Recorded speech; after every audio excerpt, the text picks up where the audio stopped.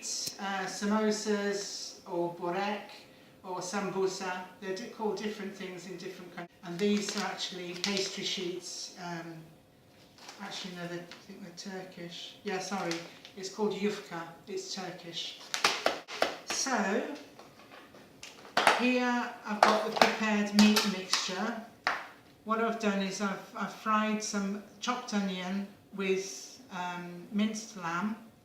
Try and get it as lean as possible, and to that I've added some spices. I don't go heavy on spices, so I prefer flavours rather than heat. So it's got a little bit of chili flakes, and the spices are, I've used the ras el hanout from Algeria, which is a blend of all different spices, aniseed, cumin, bay leaves, parsley, but you use the spice mix of your preference. And then once it's almost cooked, I've added some frozen peas to give it a different texture and a little bit more flavour.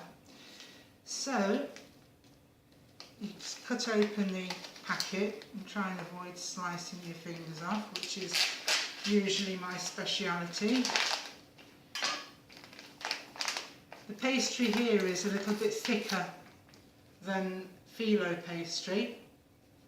If I can separate it. And because it's been frozen, you see how it's starting to dry up. So always try to use pastry that hasn't been frozen. Okay, then you get your mixture. Grease the pastry sheet with some melted butter. You can use ghee or oil, but I find butter has the most pleasant taste. And then you add a little bit of your meat mixture.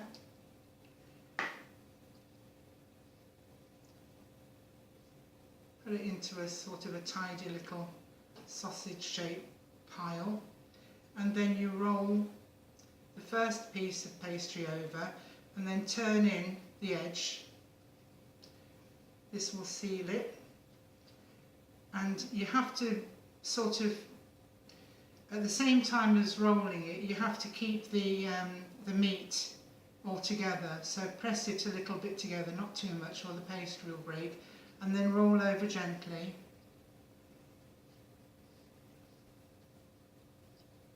Until you get your little parcel. And that's your pastry roll. Anything that drops out can be put back in the mixture. And you take your pan.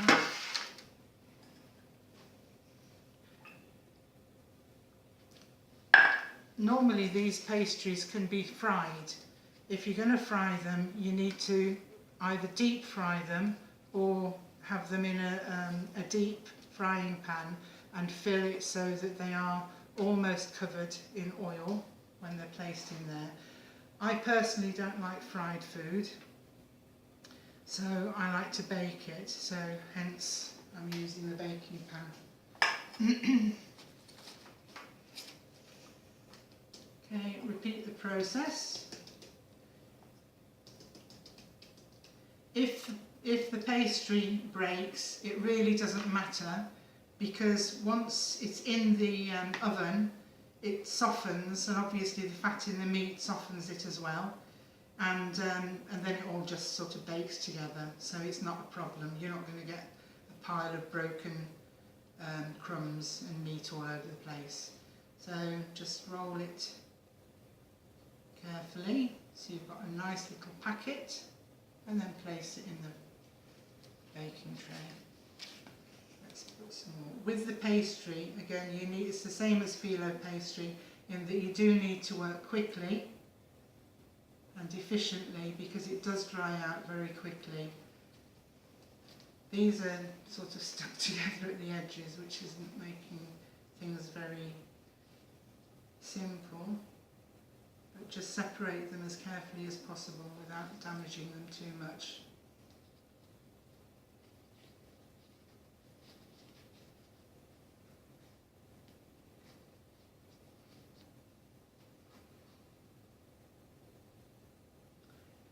And this is one of the main reasons. This shows you exactly what happens. If I were to refreeze this now and then defrost it, if I wanted to use it again, it would be literally in pieces. So it would be a complete waste of time. So if you have any left over and it has been frozen, do not bother refreezing it.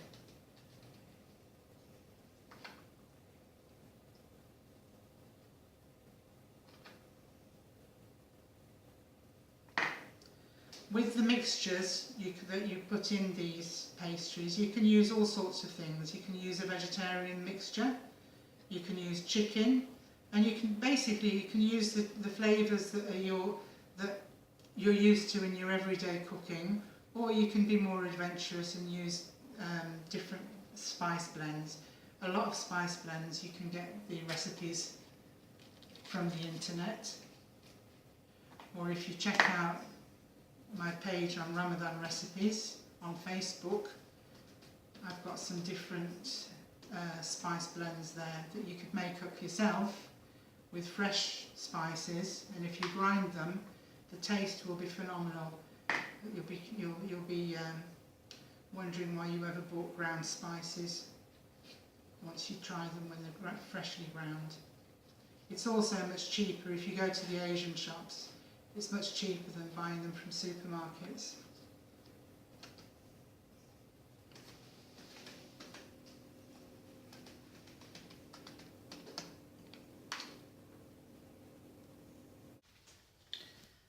So this is after 20 minutes in the oven. They're nice and crisp. If you want them greasy, you can just turn them over because you can see the oil, the butter is still on the bottom. It just does to give a nice little shine to them. But again, that's a matter of taste. So I hope you enjoyed that little lesson, and I hope you enjoy your produce. Thank you very much.